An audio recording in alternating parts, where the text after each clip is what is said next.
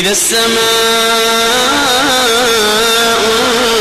انشقت وأذنت لربها وحقت وإذا الأرض مدت وألقت ما فيها وتخلت وأذنت لربها وحقت يا أيها الإنسان إنك كادح إلى ربك كدحا فملاقيه فأما من أوتي كتابه بيمينه فسوف يحاسب حسابا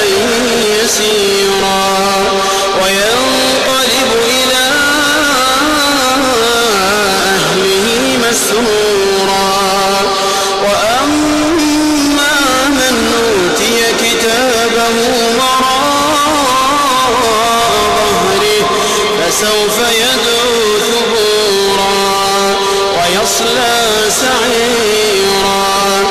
إنه كان في أهله مسرورا إنه ظن أن لن يحور بلى إن ربه كان به بصيرا فلا أقسم بالشفق والليل وما وسق والقمر إذا اتسق لتركبن طبقا عن طبق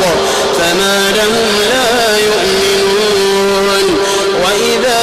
قرئ عليهم القرآن لا يسجدون بل الذين كفروا يكذبون